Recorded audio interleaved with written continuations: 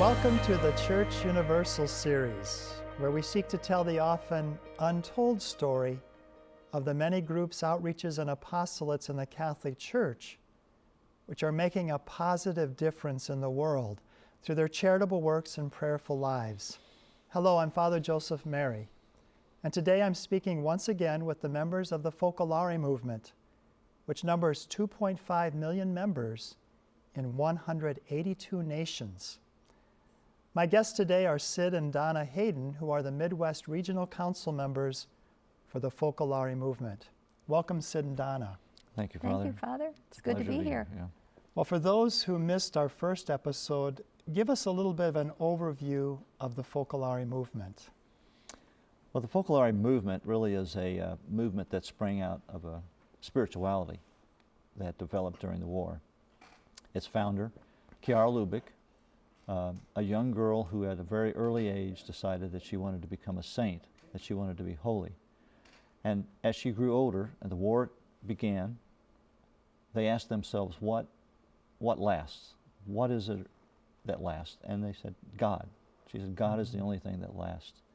And so from that small declaration of understanding that God is the only thing that lasts, from that grew a whole spirituality. And it began in Trent when the war was going on, and they would run to the bomb shelters, and they found themselves there. They would open up the gospel. And as they read things, they weren't necessarily new things. The gospel is what it is. But there was a new understanding that where it said, love one another as I have loved you, they thought we have to be concrete in the love that we want. She had developed a very close relationship with 5 or 6, 7 young girls about her same age, and together they then would reach out to the community around them. And at a certain point, it reached 500 people, and people said, what is it? Yeah. What is this thing? That it just caught on and it spread so quickly. Yeah. So she never really had the intention of founding a movement. Her intention was always to, for instance, one of the things in the gospel that she read was, may they all be one.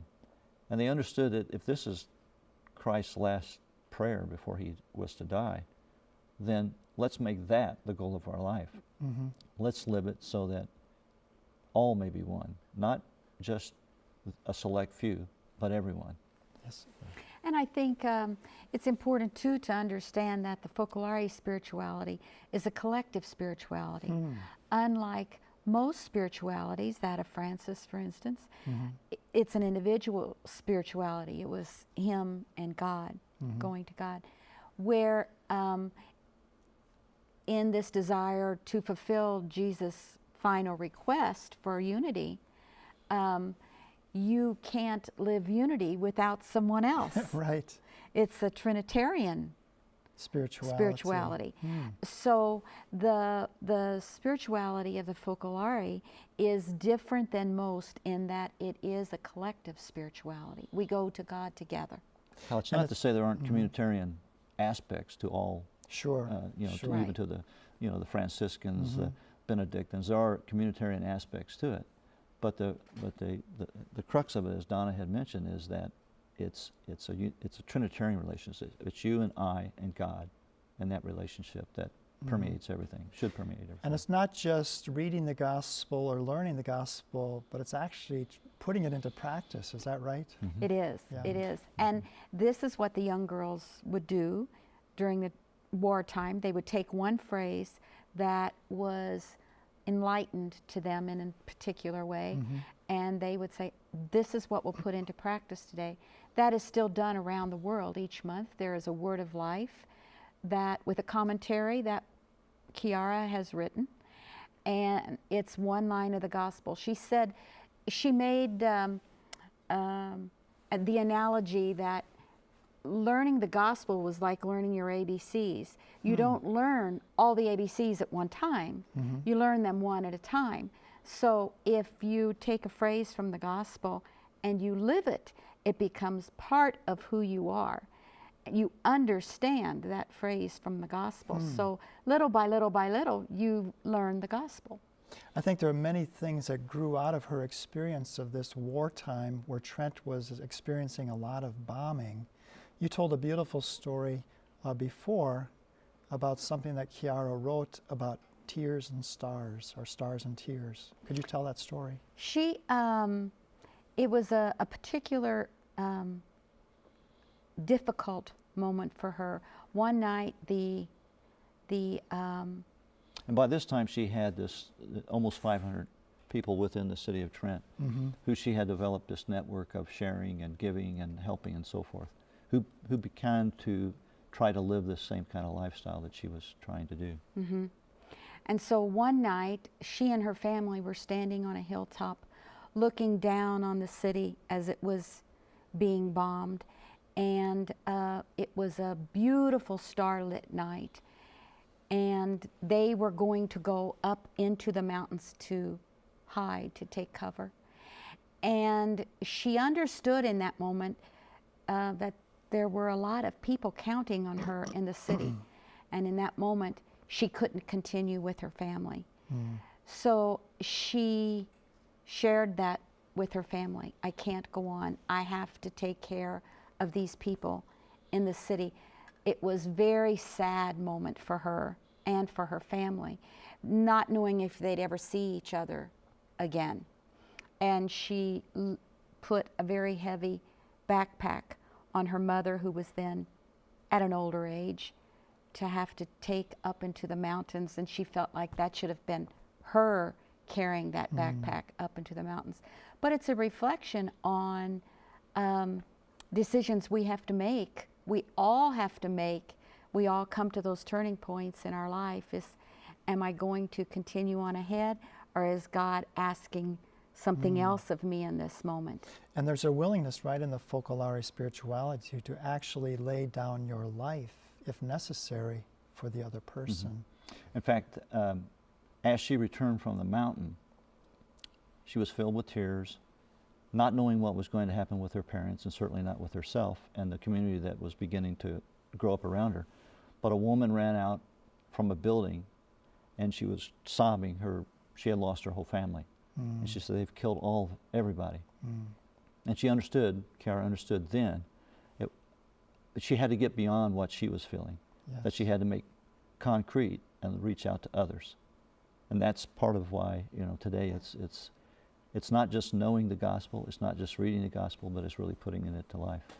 Another, I thought, insight that she had with that horrible situation where there's different fires going on in Trent, she could see if those were spiritual fires, spiritual fires of love that could consume the whole city, that could change the world. Talk about that. Well, she understood that May They All Be One was not exclusive to any particular person or peoples, but that it had to be the world. Like Christ gave his life for everyone.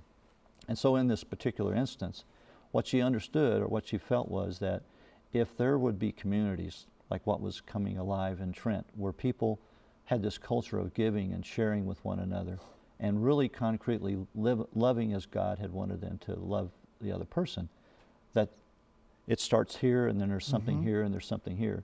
And eventually those fires come together.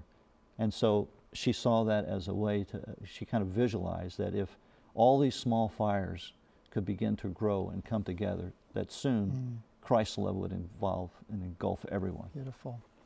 Now, Donna, talk a little bit about her trip to Sao Paulo, Brazil, and how that opened up another avenue of what Chiara was trying to accomplish. She went to Sao Paulo, I think it was in '91, and as she was flying into the city, she noticed these beautiful skyscrapers in the center of the city, and they were surrounded by, I think the word is favelas. It was shacks where the very poor lived. Yes. And she envisioned that as a crown of thorns around the city, and felt that, in fact, some of the people who knew the Focolare lived in those areas as well. So she felt very strongly that we should be able to take care of our poor in some way. At that time, she was thinking about within the focolare to take care of the poor and to find a way to do that. What happened when she came and shared that was with the community was that this movement sprung up called the economy of communion, in which businesses give their profits are divided into three areas. 1/3 goes back into the business to grow the business. 1/3 goes to help the poor, and 1/3 goes into education and formation regarding the economy of giving. So this has become, actually, since 1991, a model, if you will. There have been theses. Young people have written theses on this economy of communion that they see it's small, it's still small, but as a way to eradicate poverty in the world. I was surprised to see that there are 800 businesses around the world that are trying to live this economy of communion. The culture of giving has been part of the focolare mentality since the very beginning in Trent. And over time, people who have known the movement, who have been in need of help, the focolare has always managed to help those people. But with this reality, she understood that we have to look out beyond ours. And so she asked businesses, for instance, people who knew the focolare, who were trying to live the spirituality, she gave them basically an opportunity that says, I would like to form a business where you continue to live the spirituality, but these parameters, as Donna had pointed out, that this is what we would do with that money. And so initially there was a big thrust for people to do that. And over in the last 20 some odd years now, there are 800 plus companies. But again, it puts the human person at the center of the business. The business doesn't exist just for the profits. Just for profits. It exists so that through the principles of loving one another, being the first to love, loving concretely, helping your enemy out. I mean, we have businesses who, they have a competitor, and if they have a client who they think their competitor can do better with, they will say, well, you should call so-and-so. I mean, it's that kind of relationship, not only with the people that they compete with, but inside the company. And so the idea is that the person becomes a center point, and then they serve the community around them. And that's something the church has emphasized over and over again, that the person can't just be a pawn for profit, for greed, but that at the center of an economy has to be the welfare of the person and all people. Now we have a little video that explains the economy of communion a little more deeply, so let's take a look at that now. She's received a variety of honors and international prizes.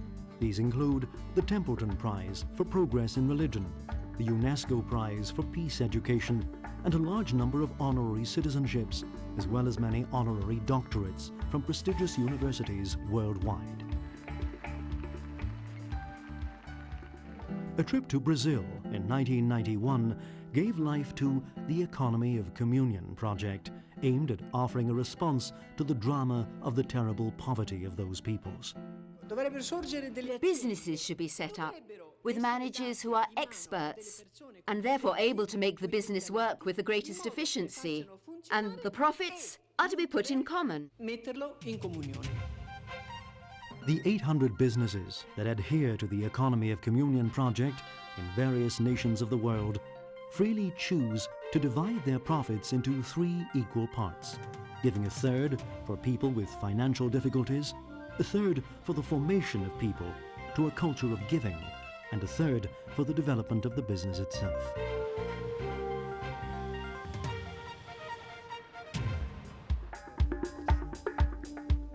The spirituality born from Chiara's charism has an influence in a wide variety of spheres, from politics to pedagogy, from art to medicine, from ecology to communications. Its most recent expression is the Sophia University, which offers an authentic academic experience of formation. Research, study, and experience are brought together in the context of a community of life and thought. The number of people adhering to the movement brought about by Chiara is growing all the time. They're people of every culture, social class, and walk of life from all over the world. The Focolare movement currently numbers approximately 2.5 million members and has adherents in 182 nations. They're people who want to live like the early Christians.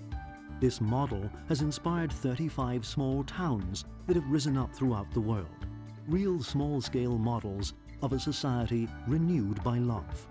They're an eloquent demonstration that universal fraternity, which is God's plan for humanity, is not a dream. On that day, my God, I will come to you. I will come to you, my God, with my wildest dream, to bring you the world in my arms.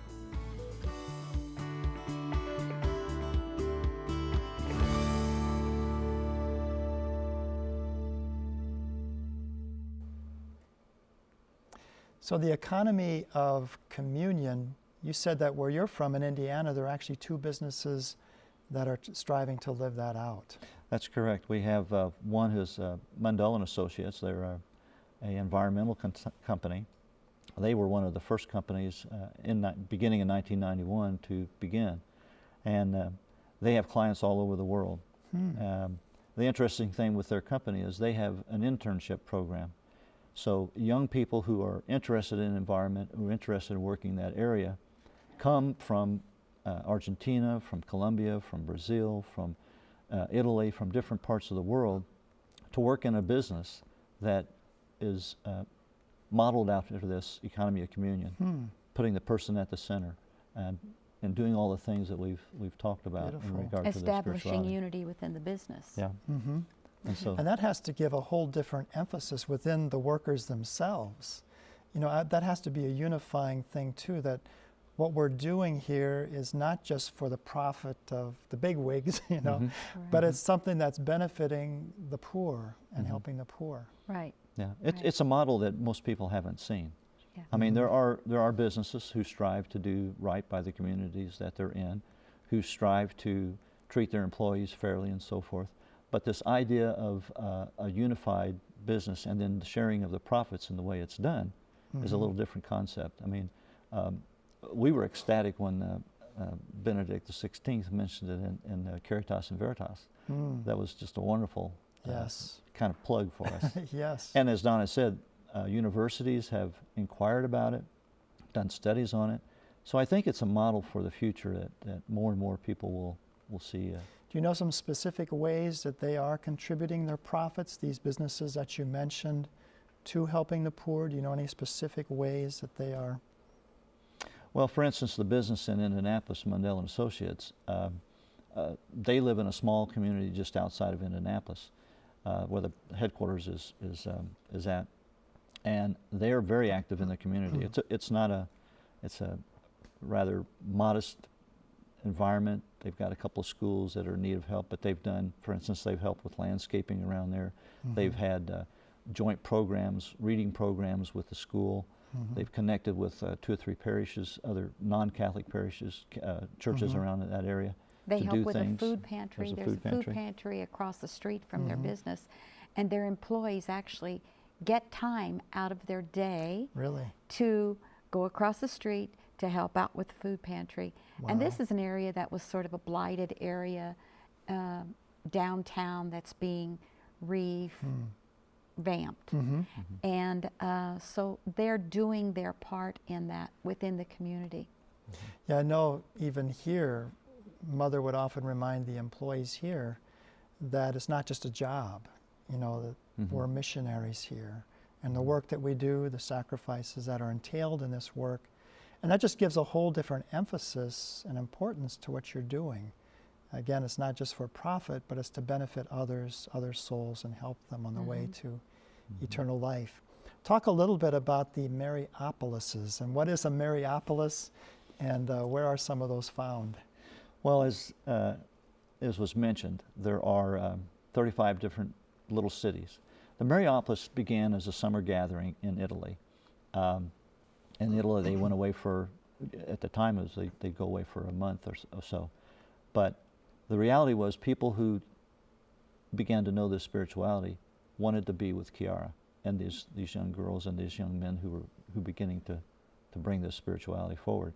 And so it began then on an annual basis to have a gathering every year where men, women, religious, families, single, old, young, all professions, all work areas came together, and they would spend time together trying to live out this reality of being the first to love, loving concretely, and loving everyone. And that has spread. Now, these 35 cities are permanent, so they have established a permanent place there where there are businesses, there are people who live in residence there. For instance, in upstate New York, in Hyde Park, New York, there is a permanent Mariapolis. Beautiful. And so there's a gathering there every year, but it's a way to people to see how a city might operate. Right. If it was operating under the principles Under that principles. right. They actually have, this is true of many of the cities, but in upstate New York, they have buses of students or people who will come in at various times of the year on a Sunday and just spend a day in this atmosphere and see how the business are run, how the people interact with each other. They have entertainment and how you can laugh and have entertainment, Right. even with this presence of Jesus. Beautiful. Well, let's move on now to, I don't want to miss talking about the youth. We've seen a lot of young people in the photographs here that are going on behind us. Talk about the Gen movement, and you had some stories also about what's going on in Chicago.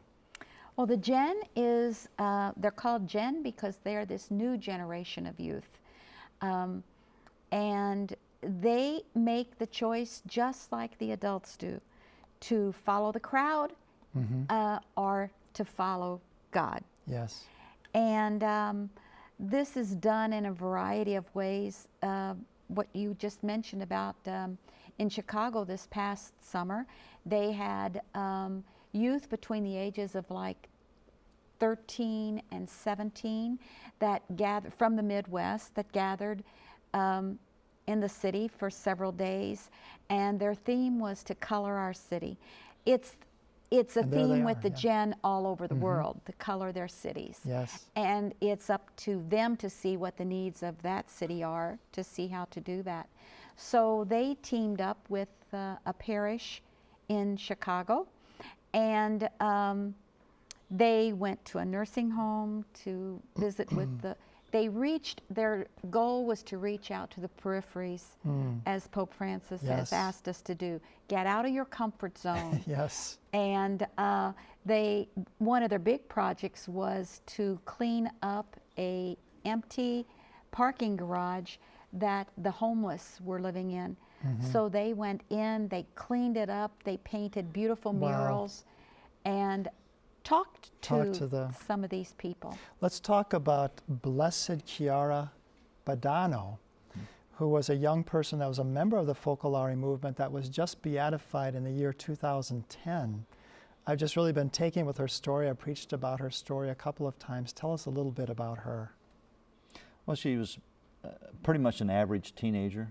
Her parents had known the Focolare, had met them at a Mariapolis, and so she had been involved in the young kids getting together, much like they were doing here. And so she felt a call to live this kind of lifestyle.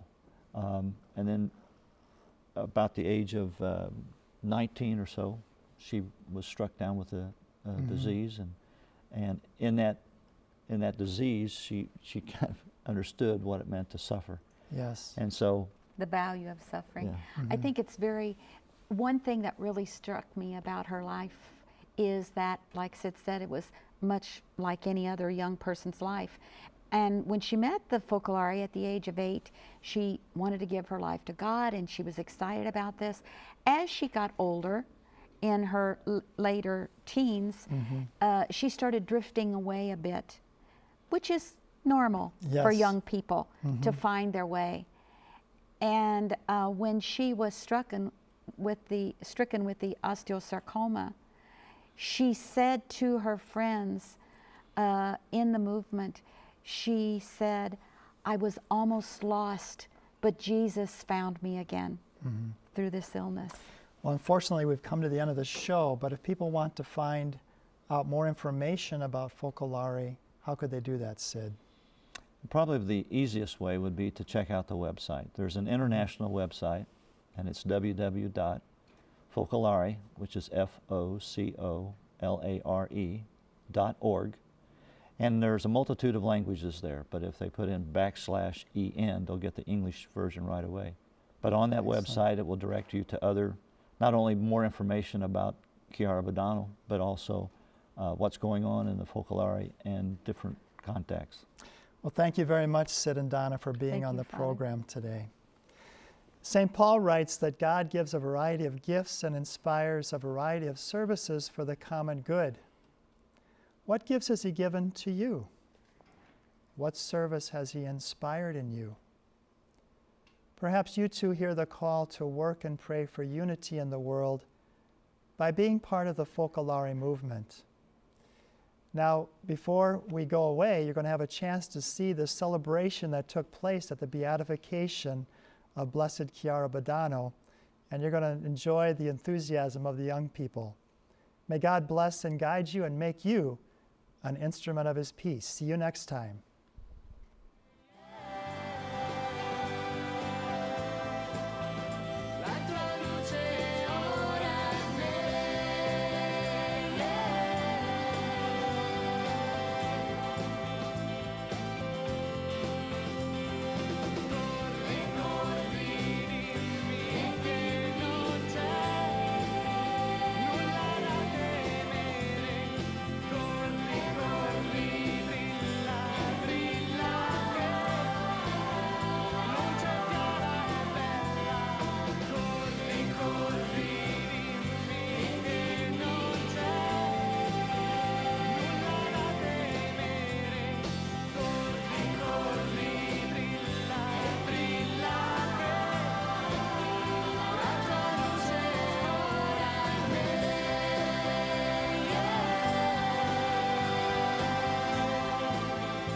La tua luce